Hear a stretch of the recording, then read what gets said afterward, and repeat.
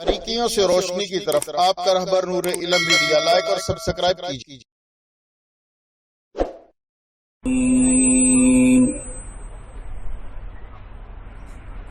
الصلاة والسلام على سيد الأنبياء والمرسلين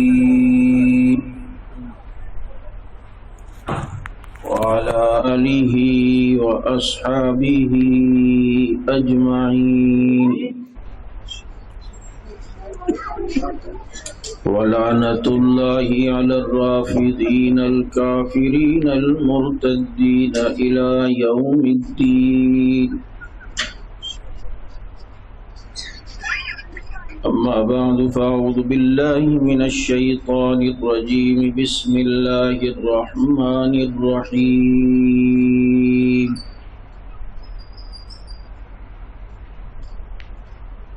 إنا نحن نزلنا الذكر وإنا له لحافظون.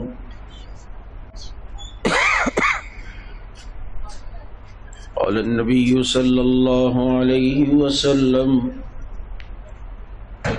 القرآن حجة لك أو عليك. صدق الله وصدق رسوله النبي الكريم ونحن على ذلك لمن الشاهدين والشاكرين والحمد لله رب العالمين. يا رب صل وسلم دائما أبدا على حبيبك خير الخلق كلهم. هو الحبيب الذي ترجى شفاعته لكل هول من الأهوال مقتحم.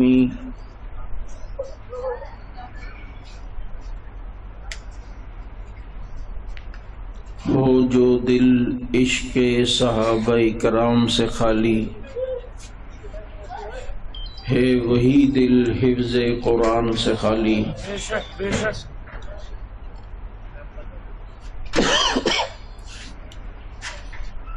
اور جسے صدیق کی صداقت کا اعتراف نہیں، وہ لاکھ سجدے کرے یہ گناہ معاف نہیں. دلوں میں بغض ابو بکر اور بدن پر حج کا لباس، یہ تیرے نصیب کے چکر ہیں طواف نہیں. اور زینت کے خزانے کو الماس کہتے ہیں، لگے طلب پانی کی اسے پیاس کہتے ہیں. یوں تو سب کی پیاس بجھاتا ہے دریا، جو دریا کی پیاس بجھائے اسے عمر بن خطاب کہتے ہیں. اور جسے پتہ ہی نہیں اپنے باپ کا، وہ کیا بگاڑ لے گا عمر بن خطاب کا. اور پھول ماریں گے نہ کلی ماریں گے، امام ماریں گے نہ ولی ماریں گے. ہو جس دل میں بغض اصحاب رسول کا، عمر کے درے سے اسے علی ماریں گے. اور یہ سچ ہے، یہ سچ ہے کہ خطرہ اغیار بہت ہے، پر کیا کریں صحابہ سے پیار بہت ہے. اس لیے کہ صحابہ کے کھاتے لگ گیا جس کا خون، لا خوف علیہم ولا هم يحزنون. درود پاک.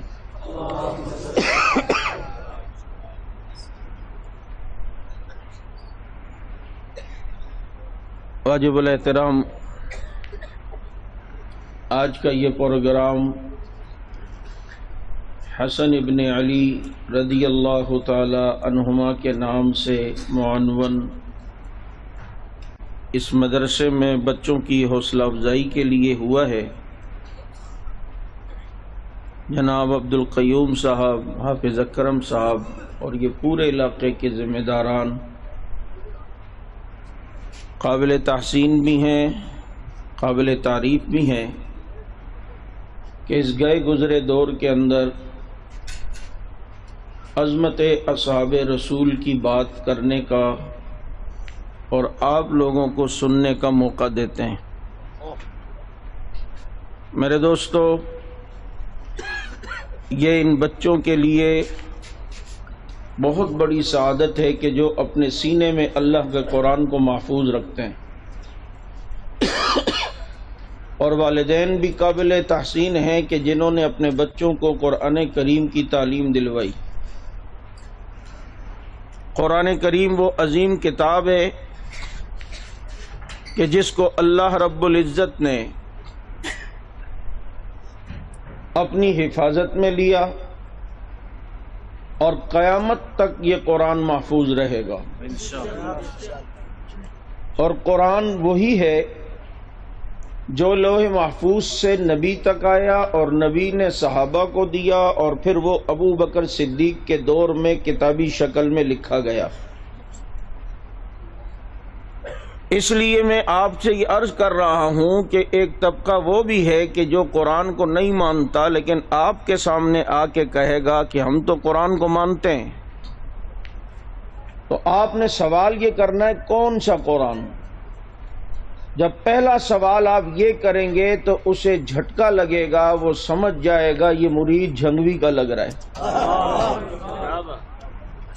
کہ یہ سوال کیا اس نے کیوں؟ کیونکہ اس کے ذہن میں وہ والا قرآن ہوتا ہے جب وہ کہتا ہے میں مانتا ہوں کہ جو غار میں ہے اس کے عقیدے کے مطابق۔ اسی طرح اگر تم سے کوئی کہے میں ابو بکر کو مانتا ہوں، عمر کو مانتا ہوں، عثمان کو مانتا ہوں، تو پوچھ لو کون سے والے کو۔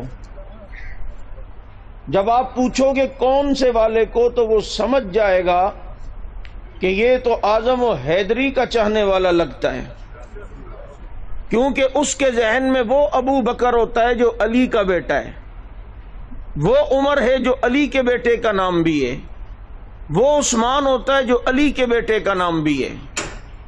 اب آپ نے یوں پوچھنا ہے کہ کون سا قرآن؟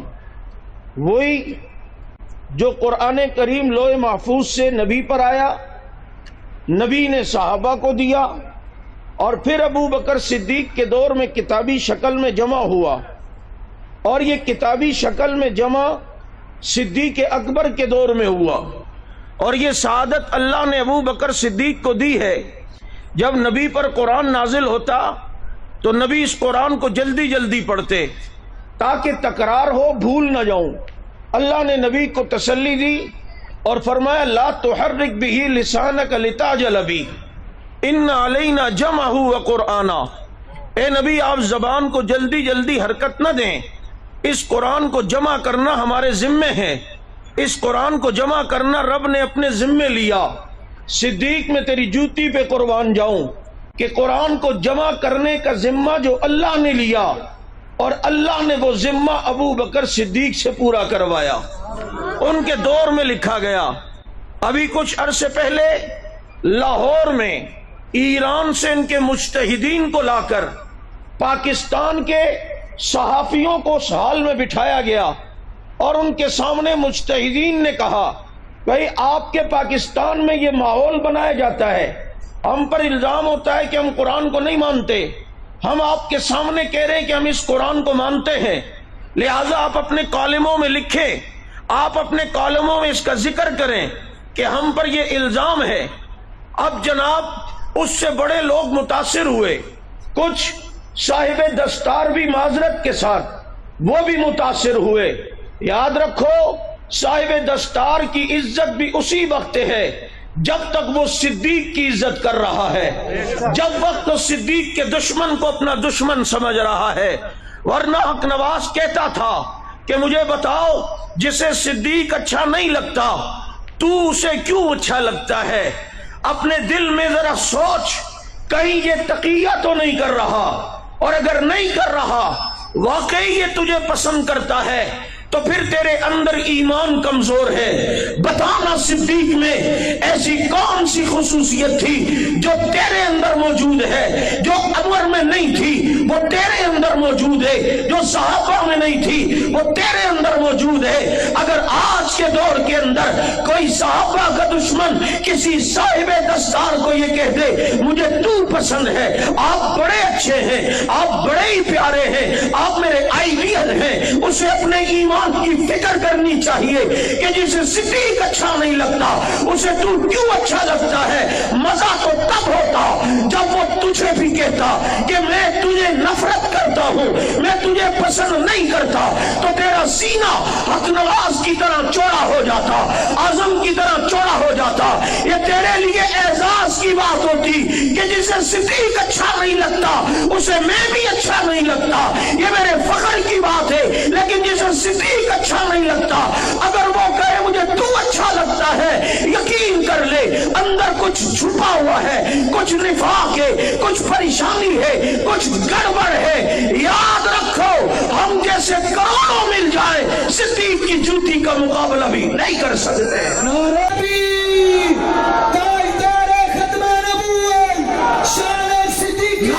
سے کم تری میں مبتلا ہو، کسی مجمع میں بیٹھ کر اگر وہ تمہیں کہیں یہ والے صحیح نہیں ہیں تو تم کیوں شرمندہ ہوتے ہو؟ تم یوں ہوا کرو، یوں بھی ہوا کرو، تھوڑا سا یوں بھی کر لیا کرو۔ اگر پتر پلٹ کے دیکھو ظالم تمنا ہم بھی رکھتے ہیں، اگر تو سنگ مرمر ہے تو پتھر ہم بھی رکھتے ہیں۔ کا چوکیدار یا گھر کا چوکیدار، چور اس کے بارے میں کہ یہ والا چوکیدار بہت اچھا ہے، مجھے بڑا پسند ہے، آپ خود سمجھتے ہیں کہ چوکیدار میں کچھ گڑبڑ ہے، دال میں کچھ کالا ہے، کچھ کریلی کتی چورا نال مل گئی ہے، حاجی صاحب فرما رہے ہیں۔ اب جناب لیکن اگر چور یہ کہہ دے یہ والا چوکیدار مجھے بہت برا لگتا ہے، یہ تو اچھا ہی نہیں لگتا، تو اس میں چوکیدار کے لیے فخر و اعزاز کی بات ہے یا شرمندگی کی بات ہے؟ بولو۔ آج اگر نبی کی کھیتی کے الحمد ہم چوکیدار ہیں، بابا صحابہ نبی کی کھیتی ہے یا نہیں؟ بولو۔ قرآن نے انہیں کہا ہے کزرع اخرج شطأہ فآزرہ فاستغلظ فاستوى على سوقه يعجب الزراع ليغيظ بهم الكفار۔ اے نبی تیری کھیتی سے کافر نفرت کرے گا، مسلمان تیری کھیتی سے محبت کرے گا، کافر کے دل میں تیری کھیتی کے بارے میں بغض ہوگا، مسلمان کے دل میں محبت ہوگی۔ کافر تیری کھیتی کو غلط نگاہ سے دیکھے گا، مسلمان تیری محبت میں آ کر تیری کھیتی کے چوکیدار ہوں گے۔ آج ہم اس کھیتی کے چوکیدار ہیں۔ اگر چور ہمیں یہ کہہ دے یہ والے چوکیدار مجھے پسند نہیں ہے، یہ لدھیانوی مجھے پسند نہیں ہے، فاروقی میرے پسند نہیں ہے، خدا کی قسم پھر لدھیانوی اور فاروقی کے قافلے میں شامل ہو جانا میرے لیے اعزاز کی بات ہے، میرے لیے فخر کی بات ہے۔ میں عرض کر رہا تھا لاہور میں انہوں نے یوں کی کانفرنس اور کہا آپ لکھو کہ ہم قرآن کو مانتے ہیں۔ بڑے بڑے لوگ متاثر ہوئے کہ جناب وہ تو کہہ رہے ہیں۔ میں نے کہا افسوس یہ ہے کہ ہم میں سے کسی کو نہیں بٹھایا، ہمیں بٹھا کے بولے۔ ہم بلی کو تھیلے سے باہر نکالنے کا فن حیدری سے سیکھ چکے ہیں۔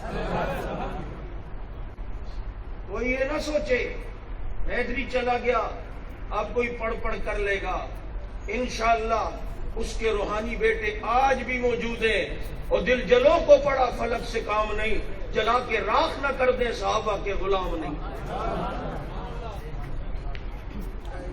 ہمارے سامنے کوئی ہو تمہیں بھی بتلا رہا ہوں، صرف مزے لینے کے لیے تقریریں سننا چھوڑو۔ جو حضرت حیدری شہید کہتے تھے کوئی بات ہو، دلائل ہو، سامنے ہو، کوئی بیٹھے، کوئی گفتگو کرے تو تو اسے بات کر سکے۔ آپ کو کون سے قرآن کو؟ اسی قرآن کو جو صدیق کے دور میں لکھا گیا، جس پر تمام صحابہ کا اجماع ہوا، وہ کہے گا ہاں ہاں بالکل یہی والا قرآن جس پر تمام صحابہ کا اجماع ہوا۔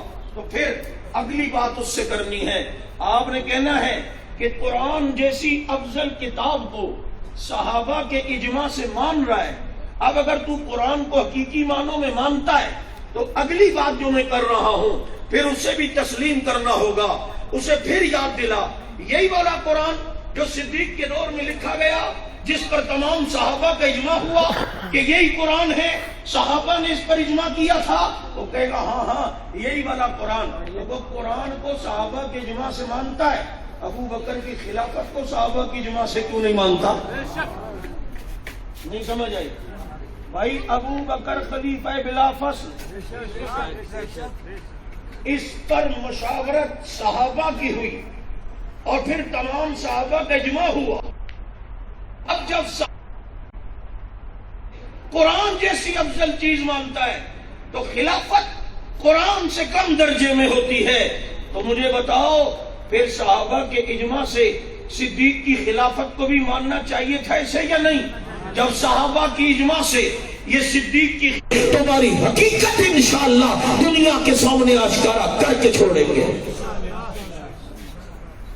کیونکہ قرآن کے حقیقی وارث الحمدہ ہمیں، قرآن کے بولو حقیقی وارث۔ دیکھ لو، میں نے کل بھی کہا ان بچوں کے سینے میں قرآن، اور قرآن انہی کے سینوں میں آتا ہے جن کے سینے میں صحابہ کرام، جن کے سینے میں بولو، جن کے سینے میں یہ قرآن صحابہ نبی لازم ملزوم ہے۔ میں کئی جگہ ایک بات کہا کرتا ہوں قرآن اور صاحب قرآن کے موضوع پر کہ قرآن اور صاحب قرآن، اس کو گفتگو کر کے پھر میں آگے چلوں گا۔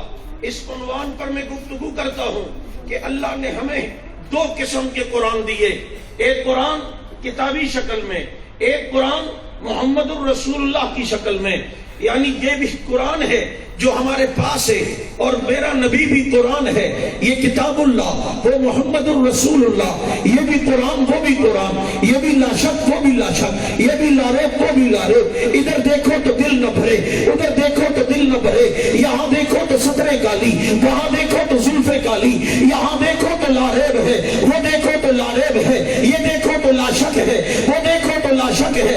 اس قرآن میں بھی وضوحا، اس کے چہرے پہ بھی وضوحا، ادھر بھی یاسین، اس کے دانتوں پہ یاسین، ادھر ما زاغ البصر، اس کی آنکھوں میں ما زاغ البصر، یہاں واللیل، محمد کی زلفوں میں واللیل، یہاں علم نشرح، اس کے سینے میں علم نشرح۔ یہ بھی قرآن ہے، نبی بھی قرآن ہے، یہ بھی قرآن وہ بھی قرآن۔ ہاں فرق اتنا ضرور ہے، فرق اتنا ضرور ہے، جو اس قرآن کو پڑھے وہ قاری بنے، اور جو اس قرآن کو پڑھے وہ صحابی بنے۔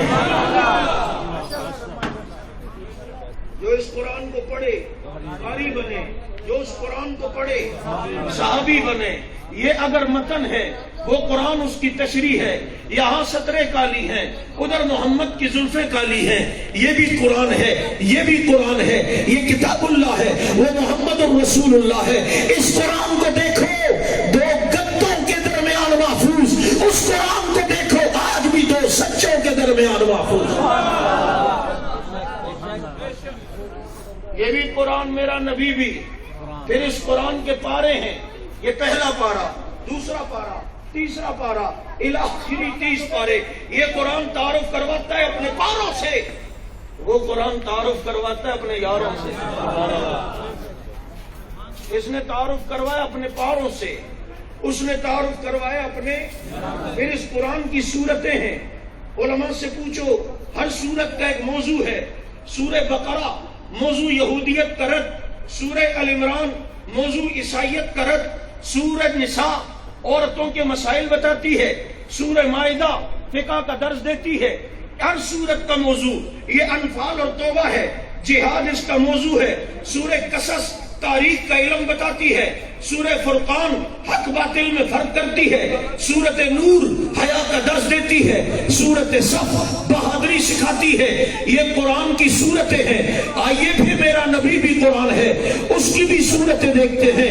یہاں سورہ بقرہ ہے جو یہودیت کا رد ہے، وہاں سورت عبداللہ ابن سلام ہے جو یہودیت کے رد کا بڑا عالم ہے۔ یہاں سورت ال عمران ہے، عیسائیت کا رد اس کا موضوع ہے۔ وہاں سورت سلمان فارسی ہے، عیسائیت کے رد کا بہت بڑا عالم ہے۔ یہاں سورت النساء ہے، عورتوں کے مسائل بتاتی ہے۔ وہاں سورت عائشہ ہے، عورتوں کے کے مسائل بتاتی ہے. یہاں سورت مائدہ ہے، فقہ اس کا موضوع ہے. یہاں سورت عبداللہ ابن مسعود ہے، فقہ اس کا موضوع ہے. وہاں انفال و توبہ ہے، جہاد اس کا موضوع ہے. وہاں خالد ابن ولید ہے، ابو عبیدہ بن جراح ہے، جہاد اس کا موضوع ہے. یہاں سورت قصص ہے، تاریخ کا علم بتاتی ہے. وہاں سورت صدیق ہے، تاریخ کا بہت بڑا عالم ہے. یہاں سورت فرقان ہے، حق باطل میں فرق کرتی ہے. وہاں سورت فاروق ہے، حق باطل میں فرق کرتا ہے. وہاں سورت نور ہے، یہاں سورت ذوالنورین ہے. وہاں سورت صف ہے، یہاں سورت علی ہے. یہ ساری سورت مل کے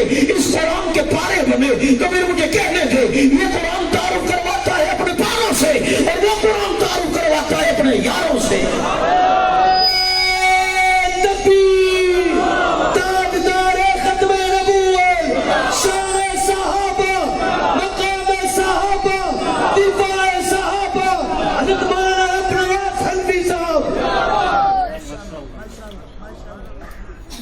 وہ بھی قرآن، میرا نبی بھی بولو.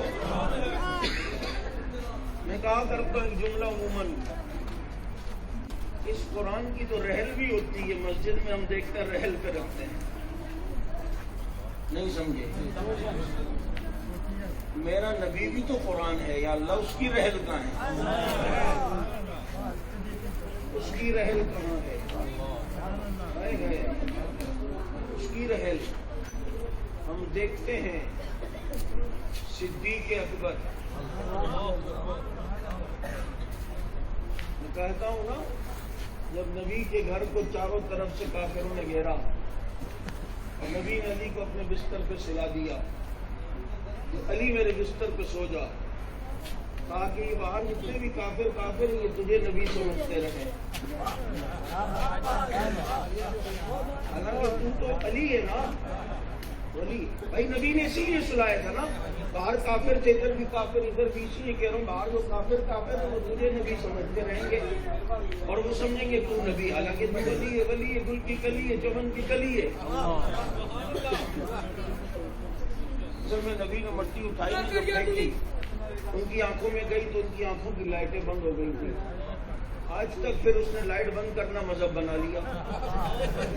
اب جناب ان کی آنکھوں میں گئی، نبی نے دکھایا، مارا، آنکھوں میں گئی. سوئے ہوئے علی نبی لگ رہے تھے. نبی نے اپنی چادر میں سلا دیا. علی رضی اللہ تعالیٰ عنہ فرماتے ہیں مجھے ساری زندگی اس رات میٹھی نیند آئی جب میں محمد کی چادر میں سویا تھا. جب میں یا ایھا المزمل یا ایھا المدثر اس چادر میں علی سوئے. کہتے ہیں مجھے اتنی میٹھی نیند کبھی نہیں آئی جتنی محمد کی چادر میں آئی. ایک رات علی نبی کی چادر میں آئے، سکون سے سوئے، میٹھی نیند سوئے. کیونکہ نبی کی چادر میں نیند میٹھی آتی ہے، نبی کی چادر میں نیند مزے کی آتی ہے، نبی کی چادر میں نیند سکون کی آتی ہے. رحمت والی چادر ہے نا. اب آئیے، علی ایک رات سوئے، کہتے ہیں مجھے اس رات زیادہ میٹھی نیند آئی کیونکہ میں نبی کی چادر میں تھا.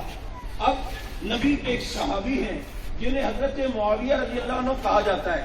جاتے ہوئے اپنے خادم سے کہا یہ صندوق میں خزانہ نکالو، میں دنیا سے جانے والا ہوں. اس نے تالا کھولا، اندر سے چادر ملی. کہا حضرت آپ تو کہہ رہے تھے خزانہ ہے، یہ تو چادر ہے. کہا تجھے کیا پتا یہ خزانوں سے بڑا خزانہ ہے، یہ میرے نبی کی چادر ہے. میں وصیت کرتا ہوں جب میں دنیا سے چلا جاؤں مجھے جب قبر میں رکھو تو میرے اوپر یہ چادر رکھ دینا تاکہ دنیا کو پتا چلے علی اگر چادر میں ایک رات سوئے وہ بھی میٹھی نیند سوتا ہے، اور معاویہ قبر میں اس چادر میں 1400 سال سے سو رہا ہو تو امیر معاویہ. اور پورے ذخیرے احادیث میں علماء سے توجہ کی گزارش کروں گا. معاویہ نبی کی چادر میں قبر میں سوئے، اور پورے ذخیرے احادیث میں صرف حضرت معاویہ کے بارے میں یہ فضیلت ملتی ہے کہ نبی نے فرمایا یبعث اللہ معاویہ یوم القیامہ وعلیہ رداء من نور الایمان. معاویہ قیامت میں اس طرح اٹھیں گے کہ ان کے اوپر نور ایمان کی چادر ہوگی. میں نے وہ واقعہ دیکھا، یہ حدیث دیکھی تو مجھے ذہن میں آیا معاویہ اصل میں محمد کی چادر لے کے اٹھے گا، وہی نور ایمان کی چادر ہوگی. وہی اس وقت باطل کی کوشش ہے کہ صحابہ سے بدگمان کرے، اور اس میں خاص کر حضرت معاویہ رضی اللہ عنہ کے خلاف. تمہیں میں ایک اصول دے کے جا رہا ہوں، اگر تمہیں کوئی معاویہ کے بارے میں پڑھ ادھر ادھر کرے تو اس کو کہ مجھے زیادہ نہیں پتا، یہ بتا حضرت معاویہ کے ہاتھ پر حسن و حسین نے بیعت کی تھی یا نہیں کی تھی؟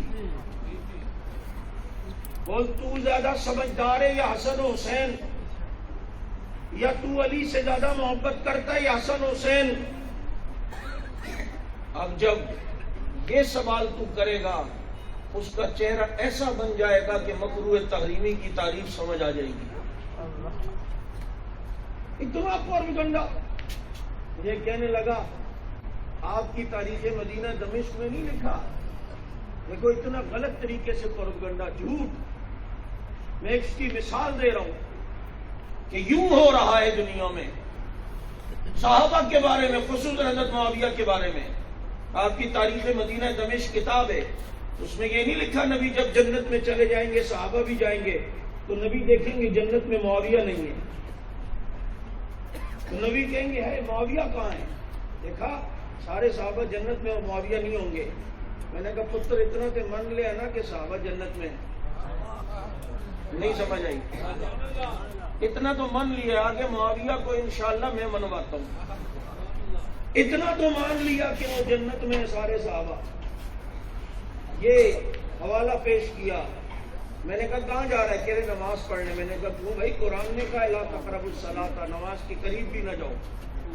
کہتے ہیں مولوی صاحب آگے بھی تو لکھا ہے وانتم سکارا، جب تم نشے میں ہو. میں کہا تم نشے میں ہی ہے.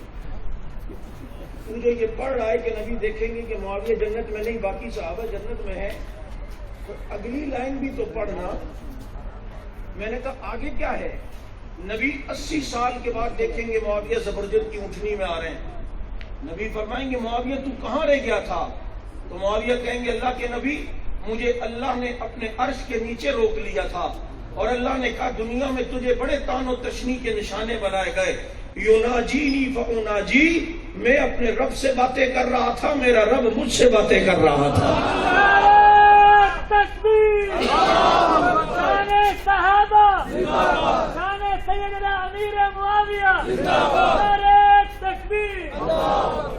یوناجینی فاناجی، میرا رب مجھ سے باتیں کر رہا تھا، میں رب سے باتیں کر رہا تھا. مناجات الہی میں عرش کے نیچے مشغول تھا، اس لیے آنے میں دیر ہو گئی.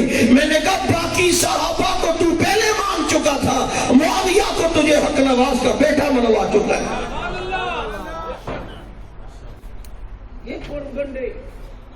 مجھے ایک نے کہا حدیث میں نہیں آتا نبی نے فرمایا جب معاویہ کو میرے ممبر پہ دیکھو تو قتل کر دو.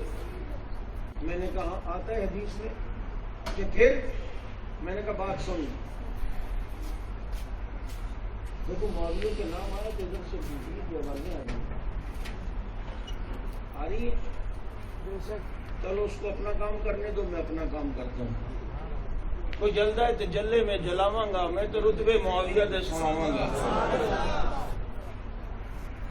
میں نے کہا بات سنو. کیا کہا تو نے؟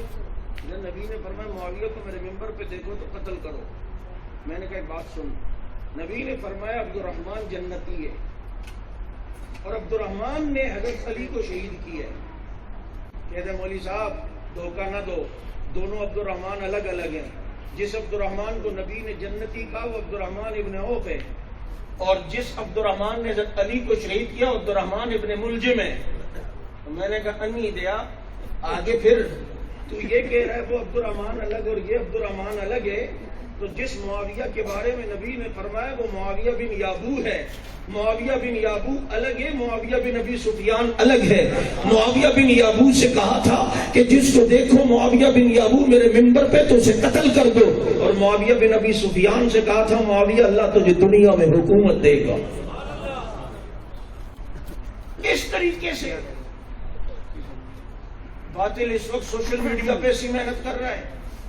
فتح کے مسئلے کو لے کر پھدکتے ہیں کہ تمہارا آصف الوی جو بھاگ گیا یہاں سے اسلام آباد سے، بہت کے صحابہ پر اعتراض کرتے ہیں وہ بھاگ گیا. میں نے کہا کھوتی گیا بھاگنا ہے اس کو کیسے، پھر آیا بھی نہیں، ایسا بھاگا. وہ اپنے کلپ میں کہتا ہے مولوی کے پاس جانا اور جانا، اس کے سر پہ قرآن رکھنا اور کہنا بی بی جب دربار میں گئی تھی انہیں حق ملا تھا یا نہیں، ابو بکر کے حق ملا تھا یا نہیں، ہاں یا نہ، ہاں یا نہ. اس کو زیادہ تفصیل میں نہیں بولنے دینا، کہنا مولوی صاحب بتا دیا تھا یا نہیں، ہاں یا نہ. میرا وہاں بیان ہوا، میں نے کہا اگر تجھے کوئی یہ بیوقوف بنا کر اعتراض کرنے کے لیے اگر تجھے اس طرح کی ٹپس دے رہا ہے تو پھر تو اگلے سے یہ کہنا چاہیے میں ہاں یا نہ میں جواب دوں گا.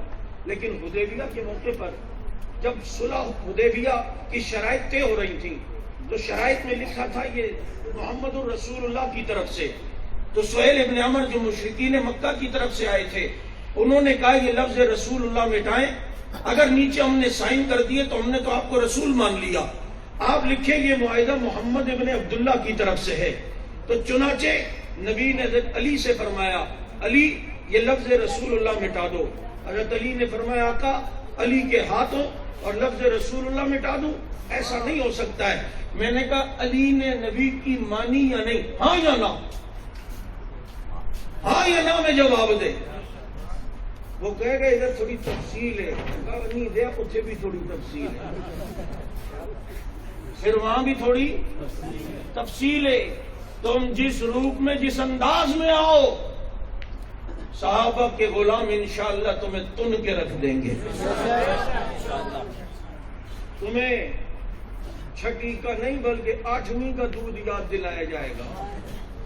میں دوستو صحابہ لاوارث نہیں ہیں، خدا کی قسم لاوارث نہیں ہیں، ان کا آسمانوں پہ اللہ وارث ہے اور زمین پر الحمدللہ صحابہ کے غلام وارث ہیں. تکبیر! صحابہ کا جو غلام ہے، صحابہ کا جو غلام ہے. اس قرآن کی رحل مسجد میں، اس قرآن کی رحل صدیق نبی کو لے گیا ادھر دیکھو لے گیا. ایک کہتے صدیق خلافت لے جاؤ، میں نے کہا چھوٹی چیز ہے، ادھر دیکھ جفی مار کے نبی کو لے گیا. تو ابھی تک وہیں پھنسا ہوا ہے، تیری سوئی وہیں پہ رک گئی. کیوں نہ رکی ہے کہ تیری ایمان کی گھڑی کی سوئی رکی گی کیونکہ سہلک نواز نے نکال دیا تھا. سوئیوں پہ بات چلی، کلپ ہوا ایک جنگ میں نے اس کا جواب دیا. ایک نشئی ملنگ میراسی اپنے کلپ میں کہتا ہے یہ گھڑی دیکھ لو، گھڑی اس میں 5 کا فاصلہ ہے اور ہے بھی ٹوٹل 12، تو 5 بھی ثابت 12 بھی، اور پھر صحابہ پہ تبرہ کرتے ہوئے 3 پر کہا یہ 3 سوئیاں بھی ہوتی ہیں ٹکتی نہیں ہیں. تبرہ یوں میری واری آئی، وہاں جنگ میں میں نے بیان کیا، میں نے کہا پتر یہ 3 نہ ہونا، نہ 5 خبر دیتے نہ 12 خبر دیتے ہیں. یہ 3 ہوتے ہیں تو 5 اور 12 خبر دیتے ہیں. ایسے ہی تھوڑی. حضرت جعفر صادق نے فرمایا ولدنی ابو بکر مرتین، ابو بکر نے مجھے 2 بار جنا ہے، وہ میرا دادا بھی لگتا ہے میرا نانا بھی لگتا ہے. ابو بکر کو بیچ سے ہٹا کر تو 12 تک پہنچ ہی نہیں سکتا ہے. تو صدیق اکبر رضی اللہ عنہ نبی کو لے کے چلے اور پہنچے ہیں اور لے کے گئے ہیں، جھولی پھیلائی ہے، سر اقدس صدیق کی جھولی میں آیا ہے. اس قرآن کی رحل دیکھنی ہو مسجد میں دیکھو، اس قرآن کی رحل دیکھنی ہو غار میں ابو بکر کو دیکھ لو. اور پھر اس قرآن کا زلدان بھی ہوتا ہے، لباس ہوتا ہے یا نہیں؟ لباس میرا نبی بھی تو قرآن ربا اس کا لباس، ہن لباس لکم وانتم لباس لہم. نبی کی بیویاں نبی کا لباس ہیں. عائشہ لباس پیغمبر، فتیجہ لباس پیغمبر، حفصہ لباس پیغمبر. اس قرآن کا لباس دیکھنا ہو غلاف میں دیکھو، اس کا دیکھنا ہو صدیق کی بیٹی کو دیکھ لو. کون سی بیٹی؟ جسے عائشہ کہتے ہیں، جس کے گھر کو اللہ نے جنت کا ٹکڑا بنا دیا. جنت کا ٹکڑا میری ماں عائشہ کا گھر. ما بین بیتی و منبری روضۃ من ریاض الجنہ. عائشہ کا گھر جنت کا ٹکڑا، بات ضائع نہ کرنا. مولوی صاحب نے جملے میں تقریر کی کہ الجنت تحت اقدام الامہات، جنت ماؤں کے قدموں کے نیچے. ایک صاحب چلے گئے گھر، جا کے اماں کے قدموں کے نیچے جنت ڈھونڈنے لگے. شام کو واپس آئے، مولوی صاحب آپ تو کہہ رہے تھے ماں کے قدموں کے نیچے جنت ہے، مجھے تو نیچے قالین نظر آئی، نیچے چپل اور جوتی نظر آئی. مولوی صاحب کہتے ہو اللہ کے بندے، ماں کے قدموں کے نیچے جنت سے مطلب یہ نہیں کہ حقیقی جنت ہے، سامنے نظر تھوڑی آتی ہے. ماں کی خدمت کر تو جنت ہے، ماں کا احترام کر تو جنت ہے، ماں کی عزت کر تو جنت ہے. یہ مراد تھی. سامنے کہیں میں بیٹھا، میں نے کہا ذرا کیا مسئلہ ہے؟ کہتا ہے مولوی صاحب نے کہا تھا ماں کے قدموں کے نیچے جنت ہے، میں سمجھا حقیقی جنت ہے. میں نے کہا ایک ماں کو میں جانتا ہوں، جب وہ اپنے گھر پہ ہوتی تھی تو جنت اس کے قدموں کے نیچے نظر آتی تھی. کہتا ایسی کون سی ماں ہے؟ میں نے کہا وہ عائشہ ہے جس کے گھر کو جنت کا ٹکڑا کہا گیا. جب وہ اپنے گھر پہ کھڑی ہوتی ہے جنت اس کے قدموں کے نیچے حصی طور پر نظر آتی ہے. تصورات میں جا کے وجدان کہتا ہے سامنے علی ہوں گے، ادھر عائشہ اپنے گھر پہ ہوں گی اور نبی فرما رہے ہوں گے علی جنت ماں کے قدموں کے نیچے ہے. شان امی عائشہ صدیقہ، مقام امی عائشہ صدیقہ، عصمت امی عائشہ صدیقہ. جنت ماں کے قدموں کے نیچے. آج ماں پر انگلی اٹھے اور تہمت لگے. میں ایک جملہ کہا کرتا ہوں، آج حالات کو دیکھ کر عائشہ کا بیٹا یہ کہ ابھی وقت نہیں ہے بولنے کا، ابھی حالات نہیں ہے، ابھی وقت نہیں ہے. میں نے کہا حلالی ماں کے حق میں بولتا ہے چاہے وقت نہ بھی ہو. دیکھ لے وقت اس ایک دن کے بچے کا بھی نہیں تھا جسے عیسیٰ کہتے ہیں، لیکن انگلی ماں پہ اٹھی تو عیسیٰ بولا، ایک دن کا بولا. قوم کے پاس بچہ اٹھا کے لائی، کہا یا اخت ہارون ما کان ابوک امرأ سوء وما کانت امک بغیہ. یہ کہاں سے بچہ لے آئی؟ کہا اشارت الیہ، بچے کی طرف اشارہ کیا مریم نے. کہا اسی سے پوچھو. قالوا کیف نکلم من کان فی المہد صبیا، یہ گود والا بچہ کیسے بولے گا؟ مریم زبان حال سے بولتی ہے حلالی یہ بولے گا، اس کا تو وقت ہی نہیں ہے. کہا وقت نہیں ہے لیکن انگلی ماں پہ اٹھی ہے، حلالی بولتا ہے وقت نہ بھی ہو. دیکھ لو وقت نہیں تھا لیکن ماں پر انگلی اٹھ رہی تھی تو حق نواز بولا تھا، حق نواز بول کے گیا تھا. وقت نہیں تھا بولا تھا. اور پھر عیسیٰ بولا قال انی عبد اللہ آتانی الکتاب وجعلنی نبیا، بول کے بتایا وقت نہ بھی ہو بولنا پڑے گا. اور ظفر وال کے مسلمانوں، ناروال کے مسلمانوں، آج ماں پہ انگلی اٹھے اور تو کہ وقت نہیں ہے، ٹکرا جا جیسے ٹکرانے کا حق ہے اور کہتے وقت نہیں بھی ہے. ماں کا حلالی بیٹا ہوں، ماں کے حق میں بول کے دکھاؤں گا. بولے گا یہ نہیں بولے گا؟ بول. حالات ہوتے ہیں کبھی اونچ نیچ ہو جاتی ہے، لیکن اونچ نیچ کی پرواہ نہ کر. ہمارے کارکنوں کو اللہ نے جو مزہ دیا ہے نا، اس میں ہمیں کتنی بار لوگ کہتے ہیں مولوی صاحب یار ہر وقت خطرہ، یہ وہ پتہ نہیں کب اندر ہو جاؤ، کب زندگی تو بڑی ڈپریشن میں تکلیف میں گزرتی ہوگی. میں نے کہا جو سکون یہاں ہے وہ بادشاہوں کو بھی نہیں ہے. میں نے کہا تو کیا سمجھ رہا ہے سیٹوں میں سکون ہے، سیاست میں سکون ہے؟ اگر سکون ہے تو آج کوئی باہر بیٹھا ہے، کوئی ادھر گیا ہوا ہے، کوئی ادھر گیا ہوا ہے، کسی کی کانپیں ٹانگ رہی ہیں، کسی کی ٹانگیں کانپ رہی ہیں. میں نے کہا بتا سکون تو وہاں بھی نہیں ہے، اور جہاں تک یہ بات ہے یہاں سکون ہے. کہتے ہیں یار تکلیفوں میں نظر آتے ہیں کبھی کیا، اور آپ کہتے سکون ہے، مزہ ہے. میں نے کہا دیکھ ایک دیہاتی پنڈ سے گیا شہر، پہلی مرتبہ اس نے دکان میں دیکھا کوئی سیخ کباب کھا رہا ہے، گرم گرم سیخ سے نکالتا ہے، ہاتھ بھی جلتے ہیں، پھر منہ میں ڈالتا ہے، سی بھی کر رہا ہے، پسینے بھی آ رہے ہیں. ناک بھی بہنے لگتی ہے، آنسو بھی نکلتے ہیں۔ اس دیہاتی نے دیکھا اور کہا کتنا پاگل ہے، ابے پیاز کھا لیتا، چٹنی سے گزارا کر لیتا، سو بھی کر رہا ہے، سی بھی کر رہا ہے، آنسو بھی نکل رہے ہیں، ناک بھی بہ رہی ہے۔ میں نے کہا اس دیہاتی کو کیا پتا اس سو میں مزہ کتنا ہے، اس سی میں لذت کتنی ہے، اس نکلنے والے آنسوؤں میں سکون کتنا ہے۔ یہ تو اس کو بلاؤ اور ایک بوٹی نکال کے اس کے منہ میں رکھو، اسے پتا چلے گا اس سوسو میں مزہ کتنا تھا، اس سی میں مزہ کتنا تھا۔ اور تجھے کیا پتا بلال کو تپتے ہوئے انگاروں میں لیٹ کر وہ مزہ آتا تھا جو ابو جہل کو اپنے گرم اور نرم بستر پہ نہیں آتا تھا۔ خباب کو انگاروں میں جو سکون تھا وہ عتبہ اور شیبہ کو اپنے گھر کے صوفے پہ نہیں تھا، کیونکہ دشمنوں کو شعاب گل دیا، دوستوں کو اپنا درد دل دیا، ان کو ساحل پہ بھی طغیانی ملی، ان کو طوفان میں بھی ساحل ملا۔ للکار ہے، للکار ہے، للکار ہے۔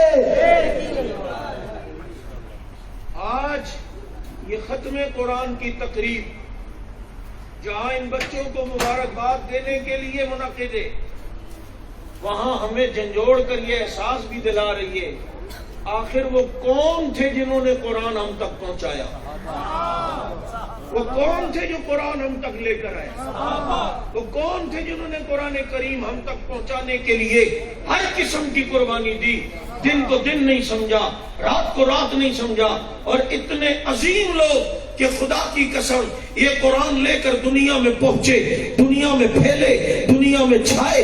آج اگر ہمارا ایمان محفوظ ہے تو یہ صدقہ میرے نبی کے صحابہ کا ہے۔ ونڈو اے سی کمرے کو ٹھنڈا کرتا ہے، آپ کمرے میں ہوتے ٹھنڈ ہوتی ہے، لیکن جاؤ ونڈو اے سی کو ذرا پچھلی سائڈ سے دیکھو کتنی گرمائش ہو رہی ہوتی ہے، وہ خود کتنی سختی سے ہوتا ہے، خود کتنی گرم سے چیز برداشت کر رہا ہے، لیکن تجھے تو ٹھنڈ دے رہا ہے۔ اور زمانے کی ساری سرد گرم ہوائیں صحابہ نے اپنے پہ صحیح ہیں، لیکن تجھے ماں کی گود میں کلمہ دیا ہے، تجھے ماں کی گود میں ایمان دیا ہے، ادھر سب کچھ قربان کیا انہوں نے، ساری دنیا کی سختیاں صحیح ہیں، سارے ستم برداشت کیے ہیں۔ تجھے اور مجھے آج پنکھے کے نیچے قرآن پڑھنے کی توفیق مل رہی ہے، آج مسجد کے ٹھنڈے فرش کے اوپر ہمیں نماز پڑھنے کی توفیق مل رہی ہے۔ ایسی کی طرح ساری گرمیاں، ساری سختیاں پیچھے صحیح صحابہ نے، اور سکون میں اور کلمہ، اور پھر پنکھے کے نیچے ماں کی گود میں کلمہ ہمیں دیا۔ تو خدا کی قسم احسان اگر ہم پر ہمارے ماں باپ کا ہے، اس سے کئی زیادہ احسان ہم پر نبی کے صحابہ کا ہے۔ صحابہ صحابہ صحابہ صحابہ صحابہ صحابہ صحابہ، کون صحابہ؟ تو اپنے پیر کے ہاتھ میں ہاتھ دیتا ہے، صحابہ وہ جنہوں نے نبی کے ہاتھ میں ہاتھ دیا ہے۔ تو اپنے شیخ سے گلے لگتا ہے، صحابہ وہ جو نبی سے گلے لگتے تھے۔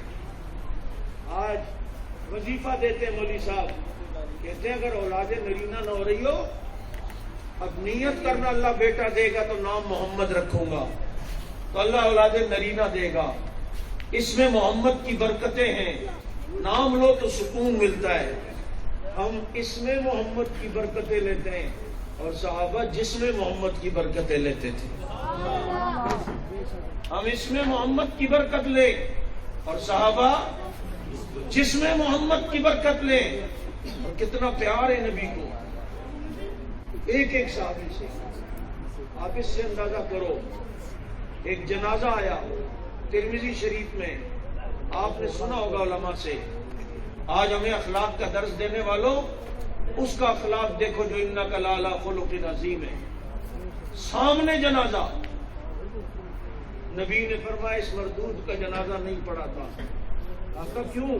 فرمایا انہ کان یبغض عثمان، اس کے دل میں میرے عثمان کا بغض ہے، اور جس کے دل میں عثمان کا بغض ہو میں محمد اس کا جنازہ نہیں پڑھا تھا۔ پتہ چلتا ہے عثمان نبی کے صحابی ہیں، ان کا بغض جس کے دل میں ہو اس سے ہر قسم کا بائیکاٹ کرنا میرے نبی کی سنت ہے۔ سے ہر طرح کا بائیکاٹ کرنا کس کا طریقہ؟ بولو، کس کا طریقہ؟ کس کی سنت ہے؟ کس کا طریقہ ہے؟ آئے نبی کے یار، نبی کے صحابہ، قرآن سے پڑھو۔ ہم نے بھی دورہ تفسیر کروایا، 1226 آیات ہم نے وہ جمع کی ہیں قرآن کی جو صحابہ کے بارے میں۔ کن کے بارے میں؟ کون صحابہ؟ میں مثال دیا کرتا ہوں، آج کسی بڑے عالم کی کتاب میں تیرا ذکر ہو، مولانا اعظم طارق صاحب نے کتاب لکھی ہے میرا جرم کیا ہے، اس کو آدمی پڑھتا ہے، اس میں انہوں نے اتنے سفر نامے لکھے، میں کہاں گیا، کیا کیا اذیت ہوئی۔ اچھا، اس کتاب کے کسی صفحے میں آپ مطالعہ کر رہے ہو اور کسی صفحے میں یہ آ جائے کہ اعظم طارق صاحب نے لکھا ہو، میں ظفر وال سے گزر رہا تھا، ایک ساتھی نے مجھے پہچانا کارکن نے اور مجھے بوتل پلائی، وہ آپ میں سے کوئی ہو، آپ کو ایک دم جھٹکا لگے گا، آپ کہو گے یار یہ تو میں تھا، یقین کرو میں تھا، بیگم کو بھی لات مار کے اٹھائے گا، اٹھ تجھے میری قدر نہیں ہے، یہ دیکھ اتنے بڑے حضرت نے جو اپنی کتاب میں لکھا ہے یہ میں تھا۔ صبح امام صاحب کے پاس جائے گا، اسے بھی جا کے کہے گا امام صاحب اتنے بڑے حضرت نے جو لکھا ہے نا اپنی کتاب میں یہ میں تھا، تیرے لیے یہ فخر کی بات ہے، لیکن میں سوچتا ہوں وَسَيُجَنَّبُهُ الْأَتْقَى الَّذِي يُؤْتِي مَالَهُ يَتَزَكَّى وَمَا لِأَحَدٍ عِندَهُ مِن نِّعْمَةٍ تُجْزَى إِلَّا ابْتِغَاءَ وَجْهِ رَبِّ الْأَعْلَى وَلَسَوْفَ يَرْضَى۔ جب صدیق پڑھتا ہوگا کتنے فخر سے کہتا ہوگا اللہ نے جو اپنی کتاب میں لکھا ہے یہ میں تھا۔ یا ایھا النبی قل لازواجک و بناتک، جب حضرت عمر پڑھتے ہوں گے کتنے فخر سے کہتے ہوں گے اللہ نے جو اپنی کتاب میں لکھا ہے یہ مشورہ دینے والا میں تھا۔ کیا عظیم لوگ، خدا کی قسم یہ نگاہ نبوت کا اثر تھا۔ صحابہ کا اپنا کمال نہیں تھا، ان پر نبی کی نگاہ پڑی تھی۔ اور آج تیری ایکس رے مشین کہتا ہے اس میں روشنی نکلتی ہے، روشنی انسان کی کھال ہڈیوں کو کراس کرتے ہوئے اندر کا عکس لے کر آتی ہے۔ میں نے کہا میرے نبی کو اللہ نے سورج کہا ہے، اے نبی آپ سورج ہیں، تیری یہ ایکس رے مشین کی اتنی روشنی، پھر وہ اوپر سے عکس اس کا لے آتی ہے، تو نبی کی روشنی کتنی ہوگی جو صحابہ کے دلوں تک گئی، پھر عکس لائی۔ اب وہ عکس پڑا کہاں؟ آپ جانتے ہو جب کوئی سامنے کسی کے بیٹھا ہو اس کی آنکھوں میں آپ نظر آ رہے ہوتے ہو، آپ کا عکس آ رہا ہوتا ہے۔ اور میرے نبی کے یاروں، تمہاری زندگیوں پہ قربان جاؤں، تم نبی کے سامنے بیٹھتے تھے، نبی کی آنکھوں میں جن کا عکس نظر آتا تھا ان خوش نصیبوں کو نبی کا صحابہ کہا جاتا ہے۔ انہیں نبی کے اتنے خوش نصیب، ایک علاقے کی حکمرانی نہیں کر سکتے تھے، آج 65 لاکھ مربع میل کے حکمران ایک بکری نہیں چرا سکتے، اور آج ان کے خط سے دریا چلتے ہوئے نظر آ رہے ہیں، ان کے خط سے آج دریا چلتے نظر آ رہے ہیں۔ یہ نبی کے یار ہیں۔ میرے دوستو، یہ قرآن اور صحابہ لازم ملزوم ہے۔ اور نیت کرو، جن صحابہ نے نبی کو پتھر لگنے نہیں دیا ہم انہیں گالی لگنے نہیں دیں گے، جن صحابہ نے نبی تک تیر آنے نہیں دیا ہم ان تک تنقید آنے نہیں دیں گے۔ نیت کرتے ہو یا نہیں کرتے؟ بتاؤ، آج یہ بچے قرآن کریم کے حافظ بنے، ان کے سینوں میں قرآن آیا، آخر میں تمہیں بھی کہتا ہوں تم بھی نیت کرو کہ ہمارے بچے بھی انشاءاللہ حافظ بنیں گے، ہمارے بچے بھی انشاءاللہ عالم بنیں گے، اس قرآن کے محافظ بنیں گے، اس قرآن کی حفاظت کریں گے، اور قرآن جنہوں نے ہم تک پہنچایا ان کی بھی حفاظت کریں گے انشاءاللہ۔ سمجھو، ہمیں سمجھنے کی کوشش کرو۔ آج ایرانی انٹیلیجنس رپورٹ ہے کہ اگر پاکستان میں حق نواز نہ ہوتا ہم کب کا پاکستان میں ایرانی انقلاب لا چکے ہوتے۔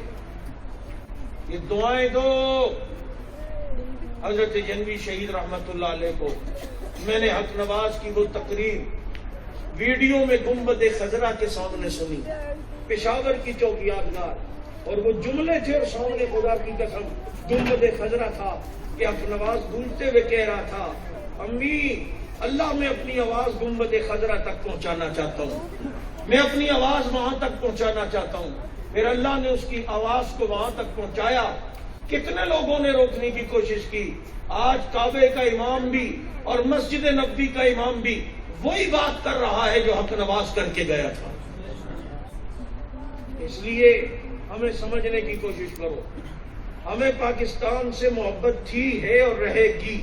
ہمارا کسی ملک سے تعلق نہیں۔ ایک بہت بڑے افسر سے ہماری ملاقات تھی، میں نے ذرا دیکھا کہ اب ماحول بن گیا ہے، میں نے اس سے سوال کیا، میں نے کہا سر خدا نہ خواستہ پاکستان اور ایران کی جنگ ہو جائے، پاکستان اور ایران کی لڑائی ہو جائے، یہاں جتنے بھی صحابہ کے دشمن ہیں آپ مجھے بتائیں یہ پاکستان کا ساتھ دیں گے یا ایران کا؟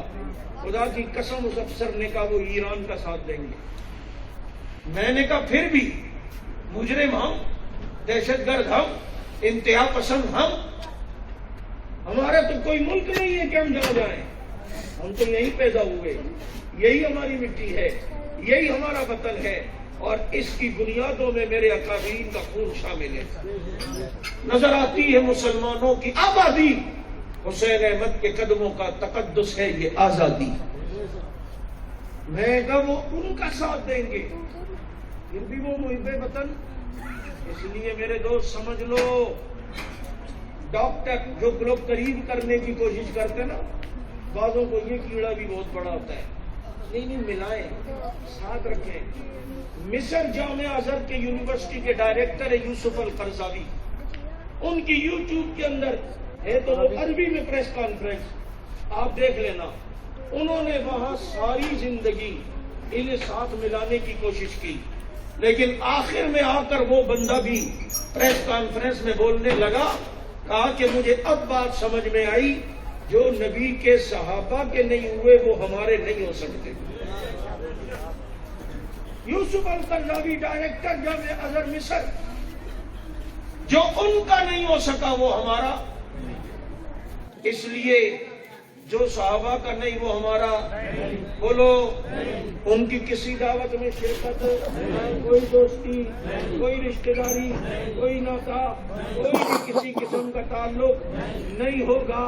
ہم صحابہ کے تھے، ہیں، رہیں گے، اور انشاءاللہ العزیز مرتے دم تک ان کی عظمت کا پھریرا یہ کہتے ہوئے لہراتے رہیں گے کہ فنا فی اللہ کی تہ میں بقا کا راز مضمر ہے، جسے مرنا نہیں آتا اسے جینا نہیں آتا۔